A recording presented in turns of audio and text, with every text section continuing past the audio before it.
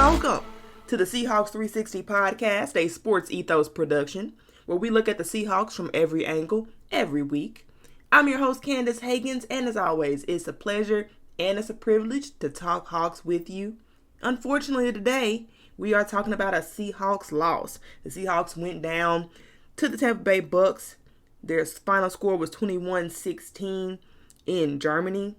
It was quite the interesting game on a couple of points. The first half was absolutely terrible on both defense and offense. The second half, the offense did a better job of being able to come out in a rhythm. Got some players going. Geno did have a terrible fumble in the goal line ultimately gave the Tampa Bay Bucs an opportunity to score, and they did. But outside of that play, Geno did play phenomenal. He had a good game otherwise. And I think there's a lot to take away from this game. For me, though, I think it comes down to coaching. And some people walk away from this game being more upset at Geno Smith. I understand. Some people walk away from this game being upset with Kenneth Walker III, who had a terrible game. He had 10 carries and only 17 yards, averaging 1.7 yards a carry. It's pathetic. Now, granted, they did not run the ball in the second half. Understandably, because it wasn't working in the first half. And that was one of my keys to the game, was to run the ball. It seemed like they were going to try to, but it wasn't successful, and I don't think they adjusted quickly enough. But to me, this game came purely down to coaching. There was a lot of things that I didn't understand about the game plan. And while some people might be panicked that the Seahawks defense had a lot of the same issues it used to have, you saw the inability to stop the run consistently. That was the issue that they had really prior to week 6. And they seemed to be doing better in that regard, but if you looked at this game, you wouldn't think so at all. At all. And that's why I say I blame coaching. It's not just the defense. To me, the issues that you saw on defense were more a result of the coaching strategies on a lot of ends. So today what we're going to do, I'll give you a few thoughts on this game. And I'll tell you why in more detail I think this ultimate loss fell on Pete Caroll. And sure, the players have to execute better. They do. But they're playing on a terrible field. And I feel like when you're out of the elements like this, when you're in another country and you're traveling more miles to there and back than you normally would, I think it's coaching that determines how disciplined the team will be, how prepared the team will be. And I just saw time after time instances of where coaching, I think, failed. So today what we're going to do, like I said, we're going to evaluate that. How to best do that, in my opinion, is we're bringing back Parsing Pete. For those of you who may not remember, Parsing Pete is a segment we do where I break down some of Pete Carroll's comments and I give you sort of my interpretation of what he's saying, and I translate that accordingly. All right, so I'm going to start with the defensive side because I feel like that's the side that I think disappointed the most. The offense had a strong second half, and I think that was just a matter of adjusting, and once they adjusted, I think they were able to get it going, and you saw a lot more of the offense that they had been able to be the past few weeks. The first mistake started before the game even started. I believe this was really one of the game-changing moves by the coaching staff, and they decided to deactivate or not to activate Brian Monet, who had been key in helping them stop the run. He's obviously a bigger guy, nose tackle, and they also didn't have LJ Collier activated, which I'm not complaining about. I'm not a big LJ Collier fan, but those are two guys who had been contributing more in terms of stopping the run. They felt so confident that the Bucs wouldn't run the ball or wouldn't stick to it all that they didn't even consider having those guys active on the roster, which is a really, really bold move. And I'll admit, initially, I kind of respected the strategy, I guess, in the sense of how bold it is, right? How sure they have to be in their ability to be able to mitigate the run. But if you're going to do that, if you're going to be so bold as to say we could take our best run stoppers off the field because we're so sure you won't be able to run the ball, if you're going to make that bold of a statement, you got to be able to back it up. I mean, you do. And to make that statement and then play in their four-man fronts, 2 guys standing up and 2 in the middle, the way they did, playing in their four-man front is what had them be one of the worst run defenses in the league through the first 6 weeks. So I don't understand why you would double down so much on that. It's one thing not to activate the player, the personnel that could help you stop the run. It's even bolder to play in the style that allows for the opponent to be able to best run the ball. I don't understand why you do both of those things.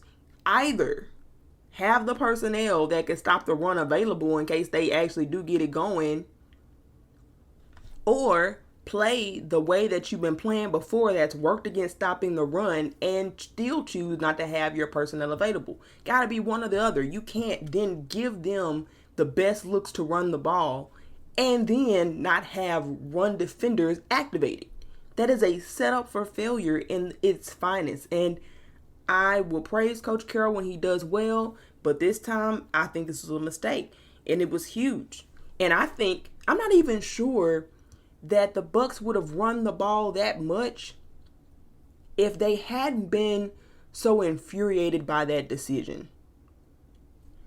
Right? If I'm the coach, if I'm Ty Bowles on the other end, and I see that they didn't activate one of their key contributors to the run game, who normally has started every game unless he's not healthy, if I see that, I'm going to feel disrespected to the finest, and I'm going to run it down your throat just to prove a point.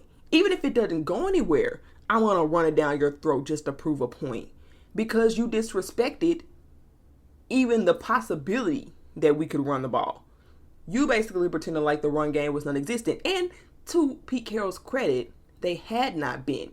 But it's so huge of a challenge. It's almost a slap in the face that I think any competitor would be offended by. And it's poking the bear, basically. I mean, I'm not sure Tampa Bay came to Germany intending on running the ball as many times as they did. I'm sure of it. In fact, the Buccaneers ran the ball 44 times. I'm sorry.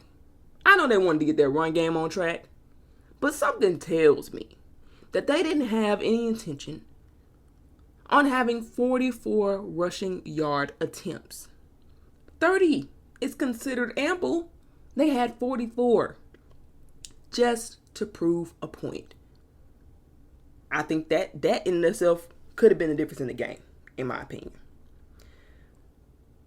And I go to the 2-man fronts again because I feel like it wasn't just the personnel issue. It was the 2-man fronts which killed them. And it didn't work early on. So why not adjust? Why not adjust? Why not adjust in the middle of the game and stop and go back to the bare fronts that had been working? They didn't do that. In part, I would guess maybe they're related. They didn't have the personnel to go back to the way they would have wanted to play, which is disappointing. To put yourself in that position, not to be able to adjust accordingly the way that they needed to. Another thing that I think was a mistake was being so ill prepared for the quality of the field. Pete Caroll has mentioned in the past that they had their scouts come out and view the land and map everything out, which is all well fine and good. It seems like they mapped everything out from a tourist perspective wonderfully. Okay, nobody looked into the field, the type of cleats they might need. Nobody. Sure, the Bucs slipped. They slid a little bit as well. But they didn't struggle and slide nearly as much as the Seahawks players did. And something tells me that they had cleats that were better fit for the field. And I think that was the advantage of the game. It was a huge advantage The pass rush was non-existent, in part because they couldn't get any grip on the ground to get around the edge, not without feeling like they're risking injury. So that was a big no-no. And it just felt like this team, Pete Caroll, and I'll play clips here in a bit as we get through Parsing Pete, but he talked a lot about how connected this trip was, how memorable it was, how meaningful it was. And I feel like they didn't do a good enough job of treating this like a business trip. The vibe I get is very much so off-season retreat vacation, more than it was this is a business trip. And for players who are particularly young and impressionable, if you don't send that message clearly, if everything that you do isn't around that vibe, it's not going to hit. This is a group of young players. And if you treat it like a tourist vacation, so will they. So will they. I just don't feel like the tone was set enough. The game plan didn't work for me from a defense perspective. But the game really didn't make sense to me from an offensive perspective either. Up until this week, the Seahawks were one of the leading teams consistently in passing on first downs. And all of a sudden, they decide they want to run on first, second down, and pass on third. We haven't seen that since the run pass days before let Russ cook. That's how long it's been since we've seen that poor of an offensive game plan. It was clear that they could stop the run. They didn't do a good job of trying to counter that. They didn't do the things that worked well to them. And I understand they have a pretty poor rush defense, and so the opportunity was to try to attack that. Fair enough. But given how much emphasis Kenneth Walker III had, how much hype he had been getting, I think it's reasonable to assume that the Buccaneers keyed in on how to stop this guy, and they weren't going to let him get any yards. So why was it until halftime when things started to change? It's simple. Go back to that plan, do up-tempo, do things like that earlier, throw on first down or throw on second down. Because I feel like while I thought they would be able to run to open up the pass, it turned out to be the opposite. They needed to pass they were never able to open up the run. But in theory, I think they would have been able to run a little bit more had they tried in the second half to run a little bit more. But they were playing from behind at that point. So I think that was a factor they would have had the game been a little bit more evened up in that second half. But I just think from a game planning perspective on every angle, it didn't look good. A couple of more things. 2 more things. One, I didn't see a lot of 3 tight end sets in this game. The tight ends played the least they have of any game. And the tight end set has been huge, not just in the pass game, but in the run game. And so I don't understand why those options were limited in this example. If you wanted to run the ball that much, why take out the 3 tight end sets that can really help you do that? Right? I mean, it was almost like the game plan. Well, I'll say these 2 things first. Another thing I noticed on defense, 3 safety looks were almost non-existent. They picked on Kobe Bryant a ton. I think I would have rather had Josh Jones, Ryan Neal, Quandre Diggs sets because they picked on Kobe a lot.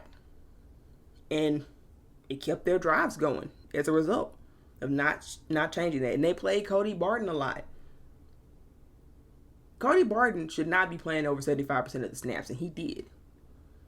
This team had learned from those things. Those are things that those were key decisions they made.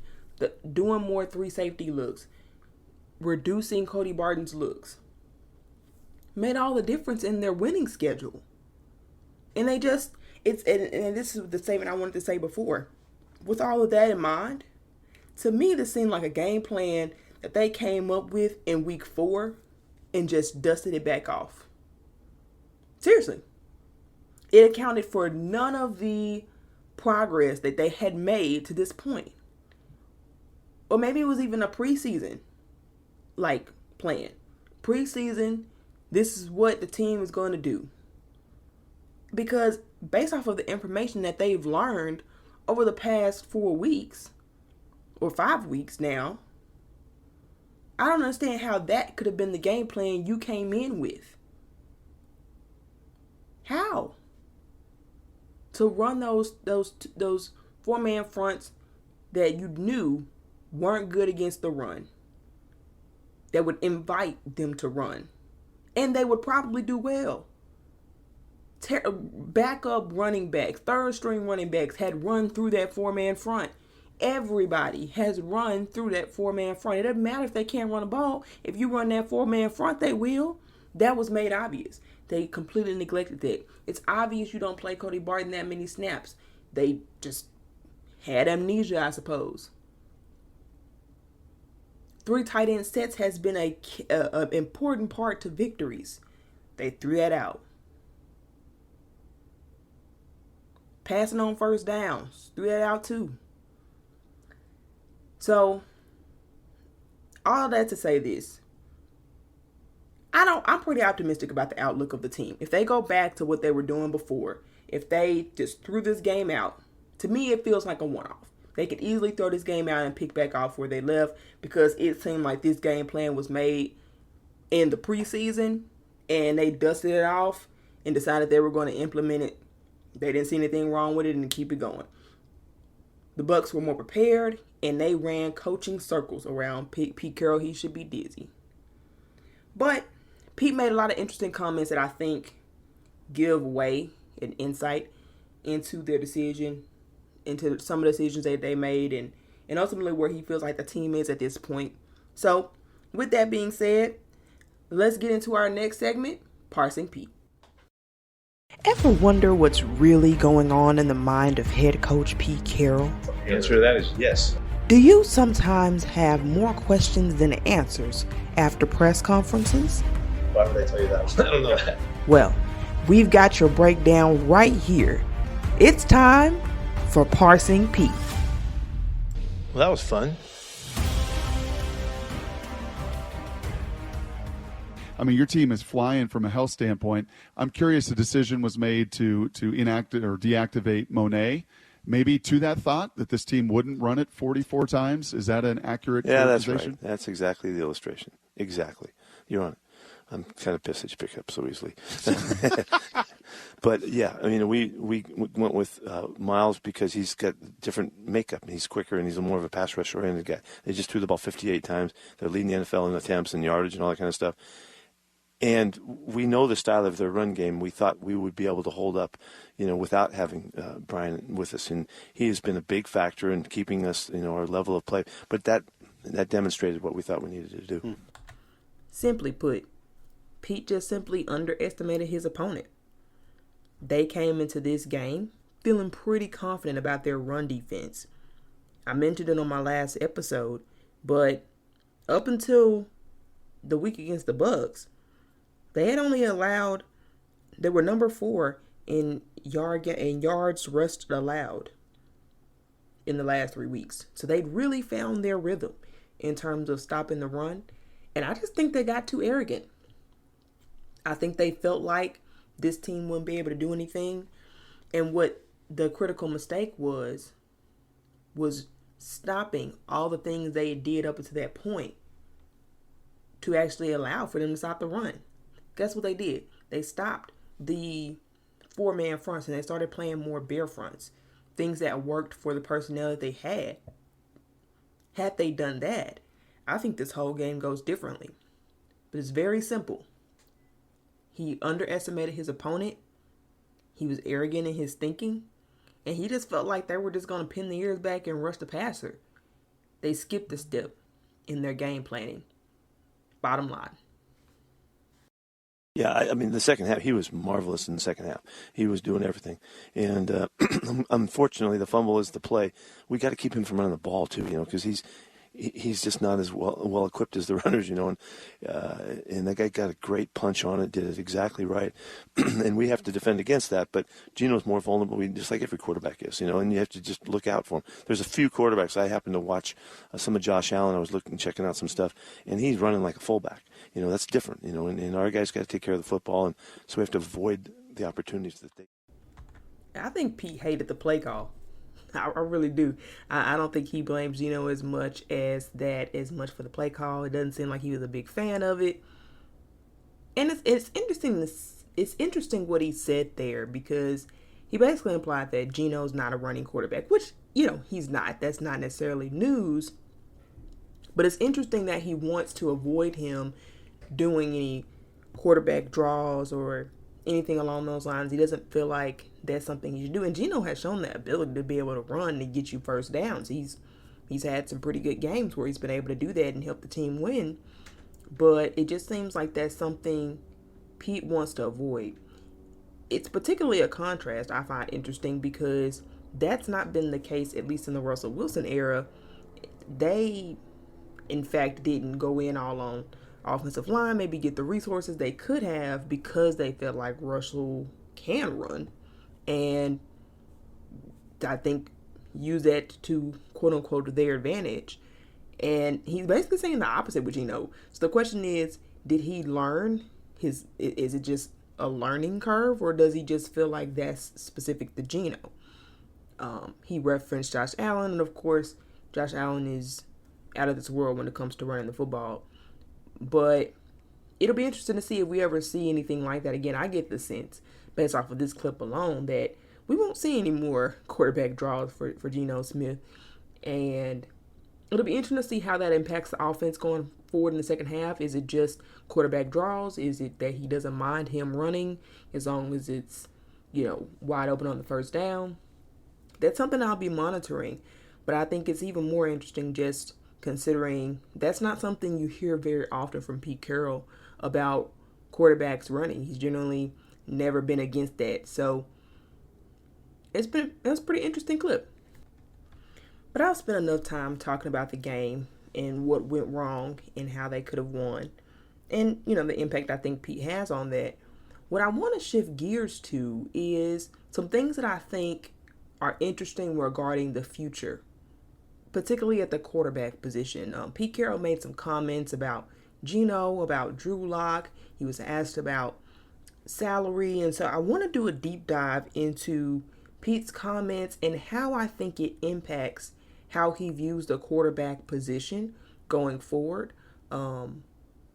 Now, I guess going forward for the rest of the season and in seasons of the future. So let's get into it.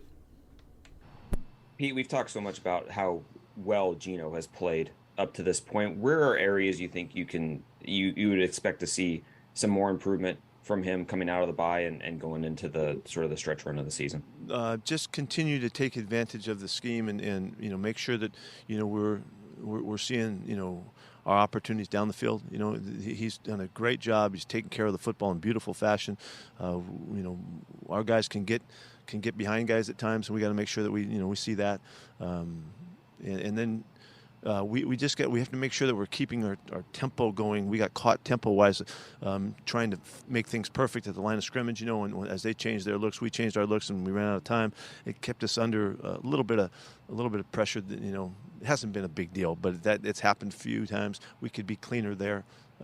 We love to stay ahead of the tempo, and we fell prey to it a couple times, so we can do better there. But right now, I think let's go back to going. Let's get back on the practice field. Let's get to the game field. Let's keep playing football, because we're excited about where we're headed. So essentially, I think Pete's saying he wants a bit more explosion. I think to some extent that's one area that has been missing. Not as much deep balls. Not to say he doesn't do it. Geno does do it, and he does it very well. In fact, according to PFF, there are very few quarterbacks in this league that have more what they identify as big-time throws than Geno Smith. Geno Smith has had 21 big-time throws, which are like elite level, hard throws. He's had 21 through 10 weeks. The quarterbacks who are ahead of him are Josh Allen with 24, but he also has 19 turnover-worthy plays compared to Geno's 13. And Aaron Rodgers, 24, compared to, and he has like only 9 turnover-worthy plays. So that's great company for Geno to be keeping. So he's very much still a threat downfield. But the difference, I think, is just the frequency, right? So of his throws that he does, only 11% of all his throws have been more than 20 yards. A lot of it is more intermediate, short game, and that's Geno's bread and butter. And I think coach is saying he's fine with that, but he just wants, I think he'd prefer it to be more like 2 or 3 big time throws per game that he's averaging, really trying to throw the deep ball better overall. That's how he's gotten most of his points. Geno Smith, 11 of his touchdowns on those 21 throws, 11 of his touchdowns came from passes that were 20 yards or more. Yet his next closest was 5 in the short game. He's got 5 touchdowns off of that. But when he does throw the ball more often, he gets points. He gets points on the board. He could stand to be a little bit more accurate at that department. Right now, his completion percentage for passes over 20 yards is 16 for 36, which is 44%. If you adjust that for drops, it's 52%, which is better. But it's good enough where, if he just did it more often, it could be a huge part of his game. I think they really want to spread the defenses out a little bit more. I think Pete's thinking that, teams are just piling up in the box. And ever since Rashad Penny has gone down, to be honest, the big time throws haven't been as many as there were. I'd say weeks 3 through 6, or really 3 through 5. That after that Saints game, you really didn't see Geno throw the ball downfield as much as he was. He cut up in that Saints game. Absolutely was a flamethrower, and you just never saw anything like that again. You saw one here or there, but I think teams are more just deciding to, they're better off loading up in the box, and that makes things harder on Ken Walker III. And I think I agree with Pete's sentiment in that way. So I think the goal is to just increase the frequency, to make it a bigger part of Geno's game. Not overbearingly so. He's doing a great job with what he's got. But if they could just take advantage of that part of his game a little bit more, I think Pete says they'll be a lot more of a dangerous team. And I would agree.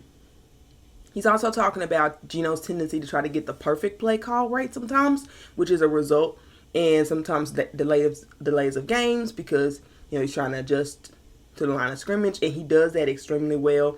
I don't particularly find that as a problem. I'd rather him try to get the protections perfect and every now and then get a delay of game than have a delay of game for absolutely no reason like things used to be when Russell Wilson was around and, or waste of timeout, that kind of thing. And then ultimately he still ends up getting sacked for like 20 yards, right?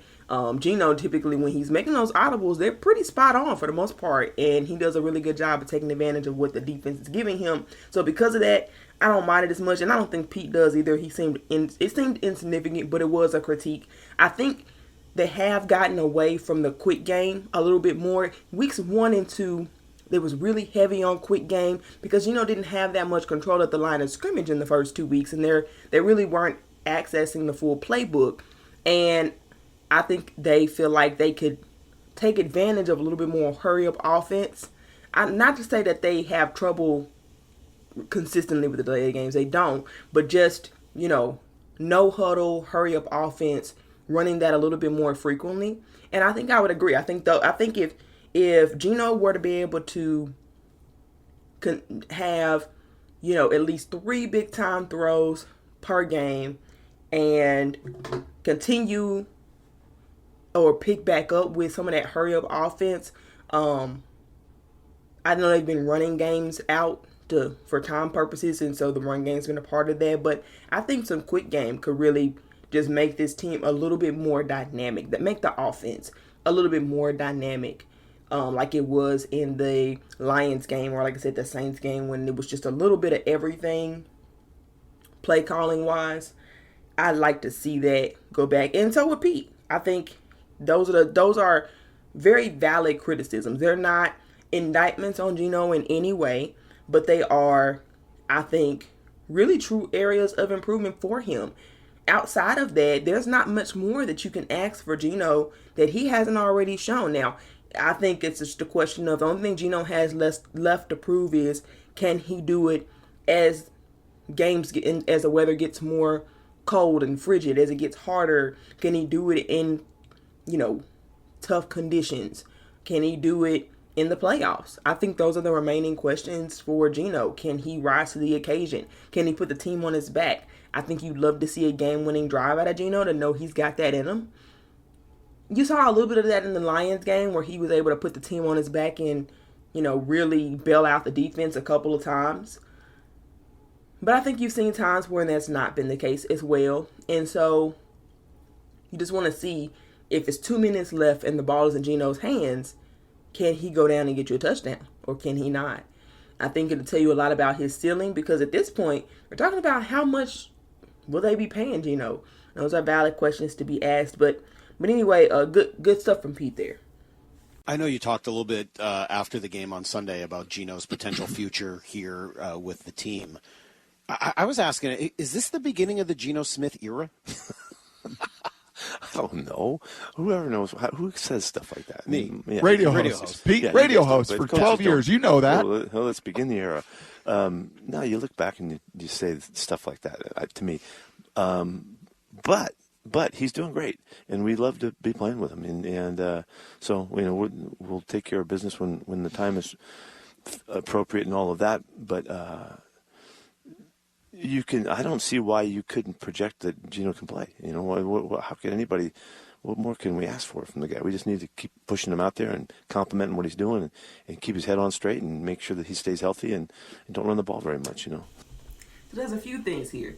There is no way that Pete's going to actually answer that Geno Smith era question, because he's only on a 1-year deal, and Pete acknowledging any of that would sort of kind of skew their hand, and they would lose some leverage in terms of those negotiations. And I do think there'll be tough negotiations with Geno Smith with them trying to bring him back, because he's playing like a top 5 quarterback, and Geno's going to want his money, understandably. And so, yeah, I think that's why he laughs that off. Yeah, he's saying it's kind of in the past thing. And I think that's true to some extent. It is generally how Pete thinks of things. But I think he would have had a better answer for that question if Geno Smith was on like a 2 or 3 year deal. I think he would have said something along the lines of, yeah, you could look at it that way, or something like that. Like, yeah. So that's part of the reason why he didn't give an answer on that for sure. But make no mistake, Pete has been proven right, and he feels like Geno is a franchise guy. I think he has. I think he believes his franchise guy has limitations. But I think he's believed any franchise guy he's ever had has limitations. He added that bit about keeping them from running. It's almost the opposite. I mentioned this earlier. It's the opposite of what they wanted with Russell. They wanted to get him out around and get him scoring around, and they wanted to get him going, right? That's what people say. You want him out there, run around and making plays, right? That's not what he wants from Geno. He wants the opposite from Geno. And I think he's going to be pretty adamant about that. You're going to probably see a lot less of Geno running in the second half, because I think Pete's going to emphasize that he does not want that to be the case. And that's interesting. I don't think it's anything. I'm not sure that's an indictment on Geno in any way, because we're learning a lot about how Pete likes to protect his quarterbacks. Pete, as a defensive guy, has a very good understanding of what his quarterbacks can and cannot do. And he seems to be able to assess them better than most people give him credit for. Now people are learning that it looks like Pete was protecting Russ with the style of play that they did, with the insistence on the run game. Pete's saying the opposite now. Pete is saying he wants Geno to throw it more, right? Geno, we just looked at a clip where he's saying we need Geno to get it thrown downfield more. We want more up-tempo. Those were things that Russ was saying, not Pete, right? And now here we are, a new quarterback, and Pete is saying that he wants more up-tempo. And Pete is saying that he wants to throw the ball down the field more, based off of the style of his quarterback. And so I think my respect has grown for Pete in this regard, because people accused him of being stuck in the mud, not wanting to move. But I actually think Pete is extremely adaptable. He has completely switched up his mantra for 10 games. And don't get me wrong, he still wants balanced football. But he doesn't seem to mind throwing it nearly as much as he used to. And it actually gives me confidence that Pete is going to be able to get the most out of Geno because of that reason. Because of that reason, I feel like Geno will be able to succeed probably with the Seahawks more than maybe any other team, because it really seems like Pete knows how to protect his quarterbacks. And so it'd be interesting to see what Geno's ceiling really is. I think we've seen his floor, and the floor is pretty solid, but I am curious to see if there is, if there is a playoff winning quarterback in there. And I think that'll be the difference. I think either way you'll see Geno on the Seahawks again. I'd had questions about if Geno could and should be the quarterback of the future. I still have reservations about paying Geno that much money, because I don't personally think this roster is Super Bowl ready outside of Geno. I don't think you're just a Geno away from being a Super Bowl roster at all. And I know there's a draft coming up, but I just think they need another free agent or two. If they can manage to get another quality signing, free agent, maybe two, along with hitting on the draft again, then I think this is a Super Bowl roster. I just hope they can find enough funds, because they got to re-sign some guys. I'd like to see Ryan Neal back. And then, like I said, I'd like to see them find an outside quality free agent. Uchenna Nwosu is huge for this team. And I just think that you need another Uchenna Nwosu type of signing, right? A guy who is young, who has shown promise, who has just needed opportunity, who you can get on a relatively fair deal, and who is likely to be able to at least be a starting caliber or, quality depth rotation piece for the team. I think that's still needed. But I digress. I think Pete thinks Geno's the quarterback of the future, and I think as a result, you'll see Geno as a quarterback moving forward.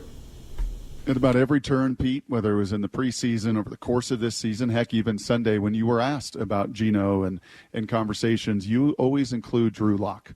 You don't minimize Drew here and what Drew is doing. We don't get to see it behind the scenes, but you continue to mention him time and again. Why? I think he's really good, and he's shown us that. He's has an exciting future, and I many times have probably put it in the light that he's growing too, and he's going to be really good when he gets his chance. And we'll have just as many opportunities to make plays when he's on the field. We see it every day. I mean, he battles every day against our first defense, and competes to try to beat their tails every day. And it's great to see, and he's developing in ways that it just takes time. And so if he's fortunate enough to capture the time in similar fashion that Geno has, he's going to be a terrific player. And so, unfortunately, these guys don't get to get on the field to show it. But we see a lot. And so, I love having both those guys battling, and know that if Geno has to come out and fix the shoelace or something, he'll pop in there and away we go. And it'll be exciting to see, and we'll be fired up for him. He's really embraced Seattle. He's embraced the Seahawks and being part of our organization in a way that makes it easy to talk like this about him and be on his side and pulling for him, just like we did with Geno. Geno was in a similar fashion in years past, and so these guys have handled it really well. Bob? Yeah, we obviously haven't seen Drew Lock play any game, but what do you see from him in practice when he's practicing and all that, and the kind of leads you to he's a terrific competitor. He loves going against the first group. He gets a lot of chances to throw the ball at the ones, and he's after it every day, trying to make a play, beat the corners, beat the safeties, the backers, and all that in a way so that just for some little swag ops and all that. He's got a real competitive nature about him. He's an active playmaker too. He can do stuff. He's really creative with this throwing motion and his arm, kind of the angles that he can come out with the football. He's got a lot of stuff to him. So, I think he's really growing too. He's becoming one of our guys and understanding, how we take care of the football and the responsibility of carrying that position on our club. And so, when he plays, he's going to do a good job for us. And hopefully we can do it under the right circumstances where Geno doesn't have to come out for the wrong reasons. So. Yeah, I don't think the Seahawks are going to draft a quarterback. I think these comments indicate that if Drew Lock agrees to come back, and it is a question, now they'll probably draft a quarterback if Drew Lock does not come back, but they prefer Drew Lock to be their backup. And while to some extent you would want a guy with more upside, I think I would lean in that direction. This quarterback class in college has been a little disappointing, so I can understand how they look at it and say, hey, let's just replicate the Geno Smith cycle, have a guy in our system who knows the plays, become a veteran, get him acclimated with the way that this team plays. He'd already be a step ahead of any rookie that let's say they do decide to bring in a late rookie. He'd be a step ahead of them, just like Geno was a step ahead of Drew. This time Drew would have the step ahead of Geno. And so I don't know if they really want to hold 3 quarterbacks on their roster. I think they just look at it as they're going to mold Drew to be the kind of guy they want. They know how to frame their game plans around his strengths and weaknesses as they get to know him more and better. There are a couple clips there, and particularly I found the second clip most interesting that Bob Condotta asked the question about Drew, because he talked about Drew becoming one of his guys, essentially. And I think what he's saying is that Drew's getting better at avoiding turnovers in terms of decision making and how he goes about his processing. And that was huge with Pete. To me, that says that Drew is gaining Pete's trust. And Drew didn't have that at first. He didn't have Pete's trust at all. But now I think that's beginning to change. I think you're beginning to see, or we aren't beginning to see, but I think behind the scenes, he's buying into the system, and I think he's starting to win Pete over. Now, I don't think this puts Geno's job in jeopardy at all. It would still be very similar to a Russell Wilson situation where they view Geno as the guy.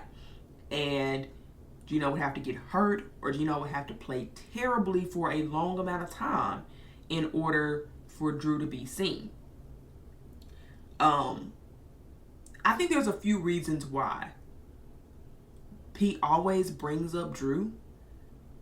And I think it's in part to motivate Geno, right? To remind him that your job isn't completely safe. I don't think it's to scare Geno, but I think it is just a subtle reminder that it's always competing. It just goes back to Pete Carroll's mantra of always competing. And when Russell Wilson was around, he kind of slacked up on that in regards to the quarterback position. Like, Russell was the unquestioned starter, understandably so, but there wasn't an always compete mantra. And I think that given Geno's history and how far he's come and where he is right now, he can still plug in the, hey, still make sure you're competing, right? Just a subtle reminder to make sure you're competing as he brings up Drew.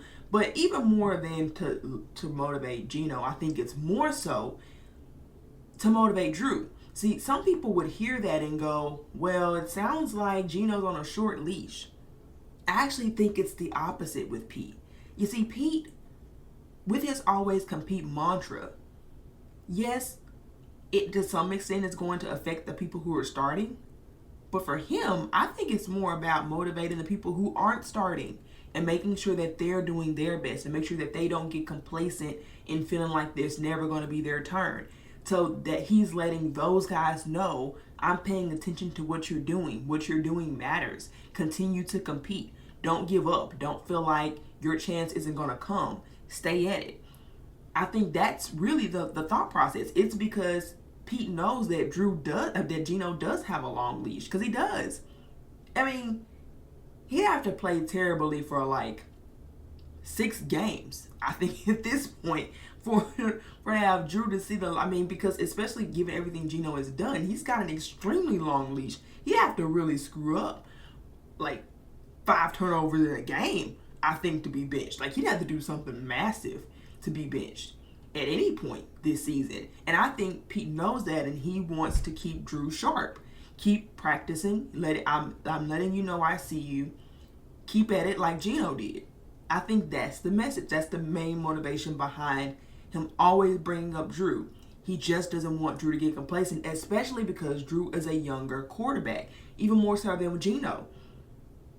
And if you go back and look at it, if you really remember, there were times when Pete would randomly bring up Geno, right? Nobody thought he was a factor, but when he was talking about the quarterbacks and how well they're coming, he'd say something like, and don't forget about Geno either. Geno's still there. He's still competing. He's still showing us what he's about, right?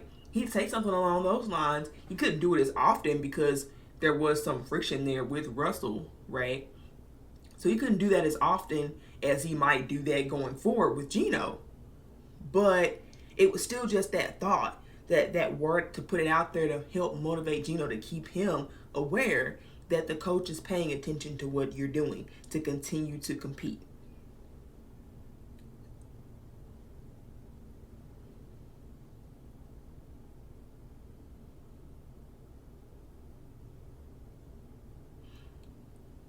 And I think finally, the number one thing that Pete hopes, and the reason why, going back to where I don't think that the Seahawks are going to draft a quarterback anymore, is because Pete would love nothing more than for Geno to either walk away or finish out his contract and they move on from him for whatever reason or another.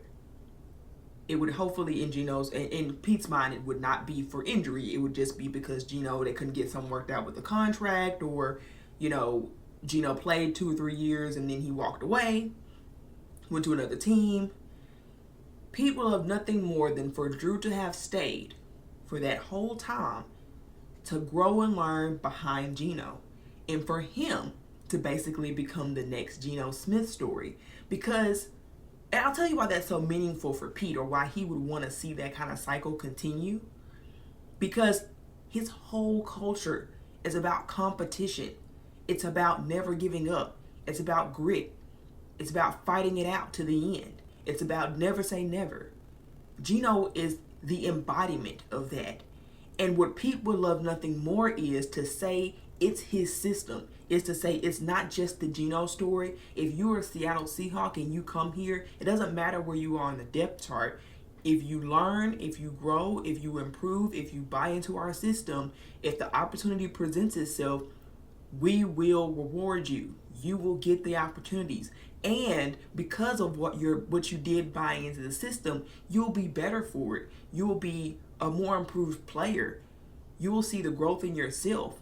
You will surprise yourself, maybe even. He would love nothing more than to preach that message, than for his quarterback room to reflect at the very top of the roster everything that he wants to happen at the bottom of the roster. It would be an incredible messaging story. It would just be the perfect, as he would say, illustration of what competition could and should look like. So I think he's going to press hard to have his quarterback room, probably for the next 2 to 3 years, be Geno Smith and Drew Lock, if Pete gets his way. Now, there are factors that are beyond his control. Drew could decide he wants another opportunity somewhere else, and so could Geno, for that matter. So it might not be how it falls, but I'll tell you this, if Pete had his way, he would have, for the next 2 to 3 years, a Geno Smith, Drew Lock quarterback room, with eventually Geno finishing out his contract, moving on, and then promoting Drew Lock. Now, can that work? I don't know. It'll be interesting to follow, but I gotta tell you this. If you think Pete's going somewhere anytime soon, I think this story has done nothing but invigorate him.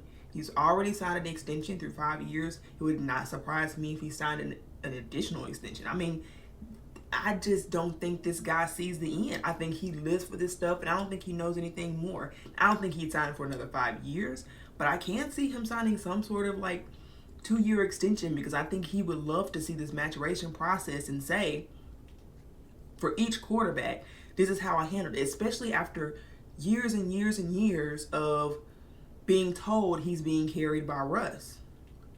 He would love nothing more than to make not only Geno the success story, but to then make Drew a success story. And I don't know if he would stick around and make a rookie a success story or not.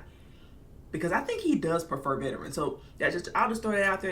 That's one more reason why I think that the Seahawks won't be investing highly at the very least. I don't think they'll draft a quarterback, but if they do, it won't be a high pick because Pete doesn't really like rookies that much. I think at the quarterback position, I think he prefers experience. I think he thinks the experience is so important. And I'm not sure he'll have the patience to deal with some of the, because he's so, he said he hates turnovers. And I think he can deal with turnovers when it's like a fumble or something from a running back. But when it's like a quarterback making decisions, he just struggles with that. And I think he thinks he's more likely to see that with a rookie quarterback. I mean, if you even think about it, Russell wasn't supposed to start as a rookie. They had Matt Flynn, right? And he was supposed to be the guy. They only got Russell because they felt like they already had the veteran quarterback.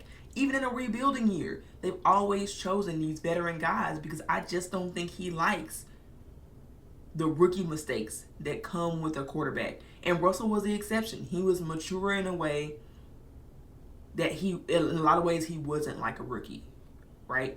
Almost like Tariq Woolen and the way he's matured and the way he's caught on to the process where he's not playing like a rookie. And so Pete has started him. I think it's the same thing at the quarterback position. It'd have to be something miraculous. But the idea of him drafting a rookie is probably not appealing to him. I think he feels like he can get it done with an experienced veteran. That's why he didn't want Russ to be traded in the first place. He gave a lot of pushback against it for a while. And that's why. That's how Pete prefers to play ball. And I understand that's going to upset some of you guys. You're not going to be happy to hear that. I understand it. I think there is an argument to be made about the upside you can get and questioning if Drew Lock really does have that upside. I question it myself, but maybe he does. Maybe Drew really can learn a lot with the decision-making of Geno. Geno is a master at reading defenses and making the right decisions. If nothing else, if Drew could get that, he would be like the franchise guy. I think they prefer to never have to draft a rookie quarterback. I think they prefer to break those bad habits from Drew Lock, stick him in there, and have him be the guy who's young enough to still have upside. And he would be. 3 years from now, he'd be like 28, I believe, if I'm not mistaken. And he'd have the upside to still be better. And so, it's interesting what the Seahawks plan to do at the quarterback position. I believe they are looking to set a new trend. And we all thought that it was the trend of not paying a quarterback in the sense that, that basically they wanted a rookie contract. And I think to some extent that was true. But I think they found this new path, and I think they are interested in trying to see if they can set the trend in reclamation projects in quarterbacks, and kind of the same thing where you can get a lower cost quarterback because maybe they had some flaws, almost like a Goodwill of quarterbacks where like maybe it has some flaws, maybe it didn't work in this situation, but we'll pick it up and take care of it and nourish it and be able to put it to good use. Eventually it'll find its home and work out great. I think they might be trying that approach, is what it sounds like from Pete. He seems very interested in that approach, and I don't know where John stands on all of that. Pete does not have the end-all, be-all say in that. John might have a different perspective from as a GM. Maybe John would prefer the rookie quarterback approach. So it'll be interesting to see. But either way, I think I was not sure if they were going to go all defense with this draft. I think they will. And after hearing some of Pete's thoughts, I understand why, for sure. Well, guys, that's all the time we have for today. I hope that you enjoyed this edition of Parsing Pete after the Germany game. Our next episode will feature some second half predictions. I'll go through and tell you guys my opinion on what I think will happen this upcoming half of the season and how really they might end up falling in the West. We also break down and do a little bit of a preview for the Raiders game. That the Seahawks, that's who they'll face after the bye week, their next opponent. So anyway, in the meantime, be sure to follow me on Twitter. You can find me at Candace H901. Be sure to follow the show at Ethos Seahawks for updated content, polls, analysis, and more. But that's all the time we have for today. We appreciate you guys. Please give us a follow, a like, a comment if you're listening on YouTube. That's it, guys. I'm out. And as always, go Hawks.